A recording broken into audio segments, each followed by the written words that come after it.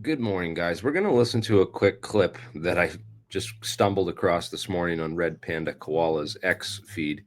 And then we're going to ask who in the UFO community should be or could be arrested for UFO disinformation and who's been the most prolific and largest spreaders within the UFO community of known disinformation. Let's take a listen to this.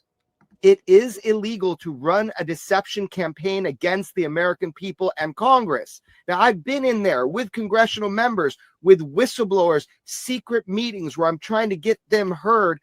If this is a big deception campaign, then people are going to be going down for treason. And it's just not. I mean, there might also be disinformation campaigns, obviously, in all directions. But the big picture is that if they knew the truth about this, Kirkpatrick and Phillips and all this stuff, if they knew the truth about this and they were hiding it from the National Security Council, from Congress, and they're running it up on the American people, then that's illegal. And that's a deception campaign against the public. I don't know if they want to admit to that part of it. So I've got a lot of problems. It is. Wow. Okay. So there's a lot to unpack here this morning, ladies and gentlemen. You just heard that. First off, let's start with the admission by Jeremy Corbell that he's been in on secret meetings. Does Jeremy Corbell have a security clearance? I don't recall this. I mean, him having a security. You don't get into secret meetings unless you have a security clearance. So either Jeremy Corbell's lying right there, running an active deception campaign right in his anti-deception campaign ad. It's ridiculous. This is the guy that has his own show on TMZ. Hundreds of thousands of people listen to him and follow him. He's got 65 million views on that interview he did on Joe Rogan to spread nothing but proven UFO disinformation. And this is the guy who's going to lecture us on, deception campaigns and who's controlling, and people are going to go down for treason and it's illegal to run a deception campaign. Bro, let's look at your evidence that you've provided. You made a documentary where you claim that Bob Lazar was raided by the FBI because they were looking for element 115 that Bob had stolen from the government. The government had made some of this element 115, and Bob had allegedly smuggled some out, and he's using it as a dead man switch. And that's why the government supposedly hasn't killed him, right?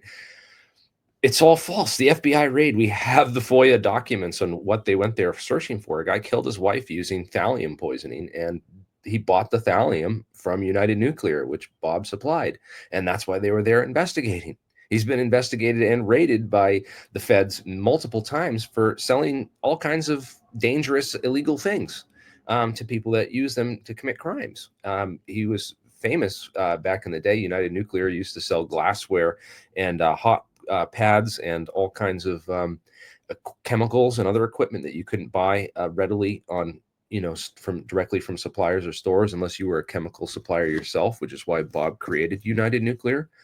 And he used to supply meth labs across the whole Midwest, and that's why they kicked him out of Las Vegas, and he had to move the entire operation to Minnesota. If you really do your background and the research on all this stuff, which Jeremy Corbell clearly fucking hasn't, well, he continues to peddle known UFO disinformation to the public, and parade it away as UFOs, as if this stuff is all UFOs.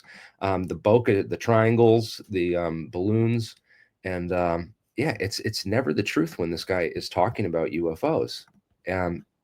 He's completely ignored all the technological aspects, calling these experts and other people liars, and smearing this this Wall Street Journal article, which is some parts are right, some parts are wrong. I mean, I don't necessarily agree with everything on both sides of all this issue. It's a complex issue. Let's get into the debate. Let's get into the nitty gritty, Jeremy. And if you want to prove that you're not part of an active deception and disinformation campaign targeted against the American people, why do you have a show on TMZ, and why have you shared nothing but just fake UFO videos and fake UFO whistleblowers? I mean, this is literally your entire career. I mean, we look back at the whole history of this. I mean, you have a history of finding or creating these fake whistleblowers. I mean, these people come. The Oscar Wolf guy is a copycat of Bob Lazar. Same with Dan Burrich. These guys copied Bob Lazar, and you'll come along and say, "Oh no, these guys confirm Bob Lazar's story because they say things that he said, and so it must be true." And rather than take it as these guys are copycats who copied a known hoaxer, a known liar, they turn it around and say, "Oh, this is all confirms Bob Lazar," and we're so sure of it. And you guys don't have a freaking clue. You're dealing with organized disinformation campaigns that span decades. And Lou was the replacement for retiring and older Richard Doty, who ran a lot of deception ops on the UFO community for decades, and is arguably still running UFO deception ops on the community.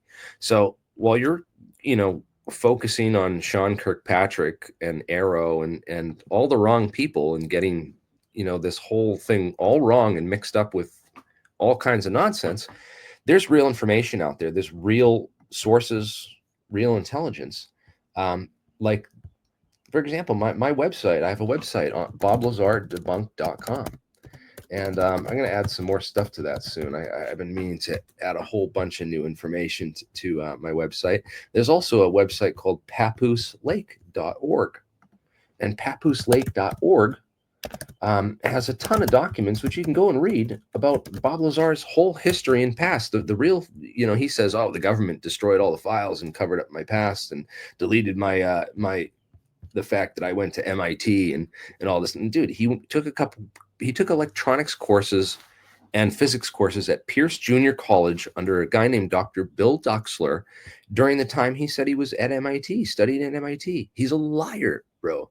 He made up the stories about his education, his fake background to cover his real background. And if you look into his real background, and which none of these fake UFO investigative journalists and researchers will tell you about or look at, and Joe Rogan and Jesse Michaels seem completely oblivious to all this stuff, despite it, have been on the internet for like 5 years now. And I've been screaming it from the rooftops on major podcasts with over 1 million views, like Danny Jones, right? But what the heck? The Bob Lazar timeline shows us that, Bob had a first wife, and then his second wife, Tracy, was the one that they brought out to the, Tickaboo Peak, and we're looking at UFOs with John Lear and Gene Huff and the crew, right? But you look way back, Bob had a first wife named Carol Lazar, and Carol Lazar got him involved with this whole interesting background. Carol Lazar was basically arrested and charged with like this a manslaughter charge and a murder charge, and then there was questions about whether Bob killed Carol because her death was ruled very suspicious. She like hose in the tailpipe in the garage, and they had drugs in her system, and Bob's story just doesn't make sense because he was already dating Tracy and had married Tracy actually a month before his first wife died. And Tracy had no idea that he was already married to this other woman. And it's just a crazy, crazy story that this guy befriends, has this past with this woman named Carol Nadine Strong. And then you find out that none of that all is documented. It's all in newspaper articles. It's all in criminal proceedings and stuff. All that would have come attention to background check investigators. And he would have never got a security clearance with that kind of background. You can't get a security clearance with a criminal background, and especially with like manslaughter and drug and meth charges and stuff in your background. So that stuff is very real. It exists. Corbell will never debate me. He'll never even say my name when he talks about the debunkers because he doesn't want people to find me or my excellent, well-documented and thorough research, unlike all his crap that he puts out. Well, he sits here and tries to lecture us on UFO disinformation campaigns. Man, he's got huge following. I've been demonetized and shrunken down. I have 119,000 subscribers on YouTube, and I can barely get 200 people watching me live because they've shadow banned this information. Well, they've pushed this UFO disinformation and crap story stuff straight to the top. They've completely buried the truth. And you see that everywhere in the mainstream. It's a massive effort to cover up the truth. And you, Mr. Corbell, are a It is huge and integral part of that. You're one of the most prolific spreaders of disinformation on the entire UFO topic, and have been for the last 7 years since you appeared on Joe Rogan. So debate me, you coward, you bearded fool, and I would love to, talk about who in this community has been spreading UFO disinformation, and who should be arrested for treason and sent to criminal proceedings for lying on a massive scale to the American people. Who, Jeremy? Why don't you come on my show and let's debate who in this community could be or should be legally prosecuted under the law for running a massive deception campaign on the American people.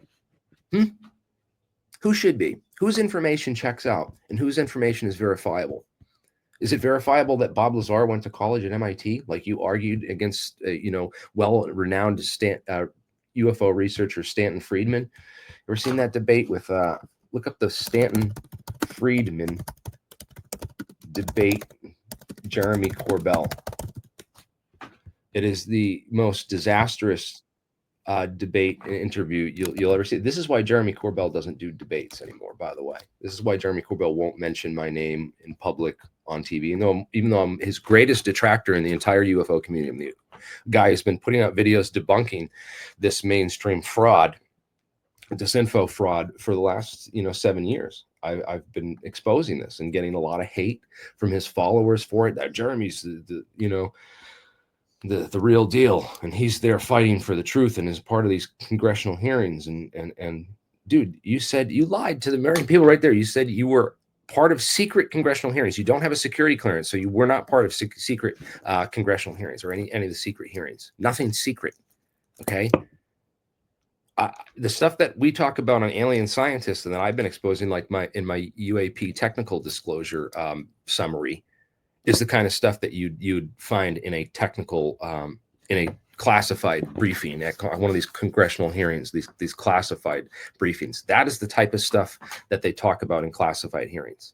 Not the kind of shit that alien UFO shit that you peddle on your channel, the UFO bokeh and triangles and the jellyfish and the 29 Palms video. None of that crap is what they discuss in secret congressional hearings that you do not have access to, that you lied just now in your video about UFO disinformation and how people should be arrested for spreading and lying to the American people and spreading UFO disinformation. You claim that you were part of secret hearings, and you weren't. Nothing that you have disclosed or talked about on your channel is anything to do with the real UFO secrets. You are a goddamn complete and total fraud, Mr. Corbell. And I challenge you to debate me. I challenge anyone in the UFO community to come into one of my spaces on X and challenge me on this. Challenge me on the facts. Let's debate this. Let's talk about who spread more UFO disinformation. This is your debate with Stanton Friedman, where you basically said you justify lying. You said, oh, so what? He lied about his education. Doesn't mean that he was lying about everything else. Because Stanton just demolished you on that argument, because he did all the research into Bill Duxler, interviewed Bill Duxler, talked to Bob's former professors at Pierce Junior College in Woodland Hills, California, where he lived after graduating from West Tresper Clark High School in New York in 1979. And Bob Lazar lived in Woodland Hills at an address right next door to Eugene Gluhareff. It's all on my website, boblazardebunk.com. You can read up on all this stuff. But yeah, he lived next door to the rocket designer Eugene Gluhareff, and that was the guy that strapped built Bob Lazar his first rocket bike. Remember the old picture of teenage 19-year-old Bob Lazar on the rocket bike in the LA Times, right? That was his neighbor, Eugene Gluhareff, who he lived next to in Woodland Hills, California. Well, he went to Pierce Junior College in Woodland Hills, California. He did not go to Caltech. He did not go to MIT. He was not part of some secret MIT, training program for elite classified programs and research students. None of that. None of that. Yeah, I'm surprised he hasn't blocked my new account. He blocked me for years, man. I was destroying him on Facebook and Twitter, and he blocked me on both of those, because I was just dominating him on the debates and the research, and I would post it on every one of his posts and expose him, and he couldn't handle that. He cannot handle real information or a real debate. I mean, look how he handled himself in the debate against Stanton Friedman years ago when he first came into this community. So, yeah, it is. It's quite ridiculous that you would come out with a statement claiming that you have access to secret hearings when you don't have a security clearance, and then advocate for the arrest of people who have been trying to investigate this and report on it truthfully and accurately, and because they don't support your bullshit conspiracy, that you now are feel that that's reason to arrest them. It's so stupid, man. It is so. You are part. Yeah, this guy is literally. I don't think he realizes that he was handpicked because he's an idiot to be part of the UFO deception campaign, the massive UFO deception campaign. I think they also picked him because his name's Jeremy. And you know what's funny? We were trying to search for a Jeremy Riss video of UFO stuff the other night, and if you search Jeremy Riss UFO, I don't even come up. You know who comes up in the feeds? When you search, you literally type my name, Jeremy Riss UFOs, and all the videos that will come up on the feed are Jeremy Corbell. Explain that, man. Explain that, dude. I've been doing this for 20 years. I started my Alien Scientist YouTube channel in 2008. Was talking about quasi-crystals and metamaterials fucking 15, 20 years ago on MySpace. You can find my MySpace posts about quasi-crystals and metamaterials and the invisibility and stealth tech programs and the warp drive research and all that stuff. All this stuff was shit that I was talking about a decade before TTSA or any of these frauds ever came on the scene to hijack and take control of that narrative and rebrand it and repurpose it for Pentagon UFO disinformation. And that is a fact. I will debate Jeremy Corbell any day, anytime, any place. And I can't wait. I can't wait for more people, and more people are waking up to this and realizing it than ever. You read the comments from all the real people, the ones that aren't the bots and the dead internet bots. And you'll see that people are hip to this guy and all his nonsense in the real research circles, maybe not the mainstream sort of limited hangouts, but certainly within the UFO research circles because of the research that's been done. But yeah, I just want to make it. I don't want to go on too much longer because it's just redundant. I don't want to, but yeah, it's just crazy how they picked this dude and brought him in. No, the Doty's different. So you're talking about a case officer versus an agent, okay? And there's a difference in the literature if you know about how CIA operations work. A case officer is Richard Doty. Richard Doty's a case officer, and what he does is he recruits and trains agents. Okay, case officers, agents don't directly work for the CIA. Agents are basically recruited and put to task by a case officer. And in the first case was Richard Doty, and Lou Elizondo would be an example of the modern case officer, where he has taken control of people like Jeremy Corbell mentally and introduced him to sources within the Pentagon. And now Jeremy Corbell has all these inside sources that are feeding him this real great information. And so he doesn't even realize that he is an agent and being manipulated as a tool of a UFO disinformation campaign. And that's exactly what happened with Jeremy. He is an agent of the CIA, but he is not a case officer, a direct. People confuse this. People talk, oh, you're a CIA agent.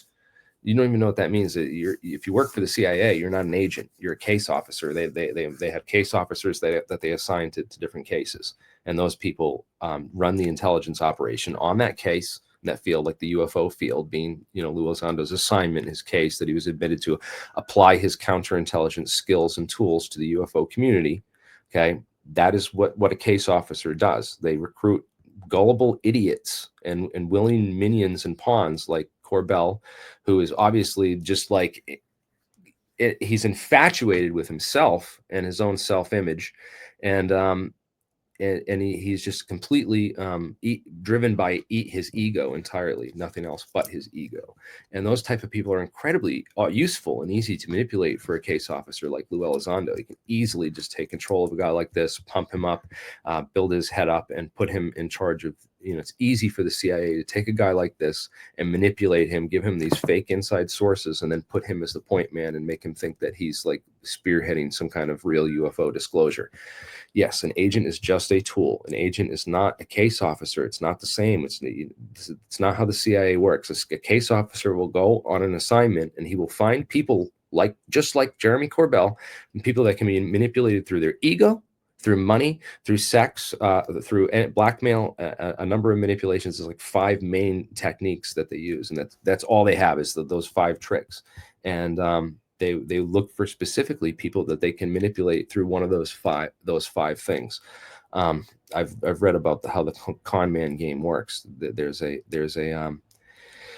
They target people specifically like this for their egos, and it's a tool for the weak, right? It's absolutely. And Jeremy has completely bought into it, doesn't realize that he's being played like a fiddle, and he's basically attacked the real UFO researchers and spread disinformation, and really polluted the field, and really tried to hijack and redefine the entire field of ufology.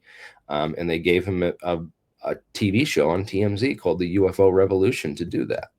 And that's the reality. And if anyone has a disagreement, you can come see me in a Twitter space, or ask Jeremy Corbell to debate me. And everyone should. I want you to share this video on everything that Jeremy Corbell posts for the next week, and ask him when he's going to debate. When he's going to debate a real UFO researcher. When is he going to put his money where his mouth is, and really have a debate over UFO disinfo? When are we going to have that debate, Jeremy? Because we're never going to find out what the disinfo is and what the truth is if we can't engage in an intellectual conversation with the people we disagree with. So I disagree with you, and I'm ready and willing anytime you are to have a cordial debate over the facts of all UFO disinformation, and we can see who comes out on top, because right now you're just barking up all the wrong trees. Arrow was created essentially an agent of the U.S. government as well, because you realize that Battelle is the case officer who manages all our national labs, who's handled the contracts to do all the secret research. They built the Demon cores for the Manhattan Project, the most classified component of the most classified atomic weapons program of the 40s, right? So Battelle would be like the case officer, and Battelle with Moultrie creates Arrow, just like they created Project Blue Book with Project Stork and Paperclip. Project Stork and Battelle were running the real UFO metallurgy operation, where they had access to crash, recovered, retrieved metals and whatnot. And they created Project Blue Book for the public version of UFOs. And yeah, it's crazy. I got a new membership here from Paul Keen and Music. Thank you for your support. And Tracy Scott with a 20-pound note for ice cream for the next amazing family day off fun together. Oh, that's awesome. I'm glad you liked the yeah, it was a great Father's Day.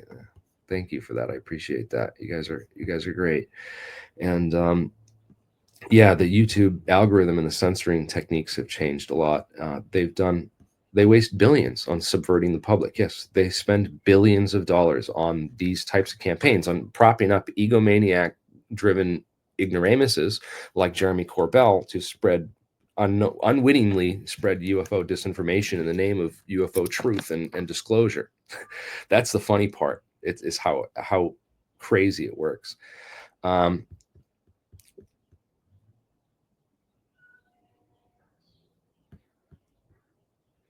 Cool, man. Right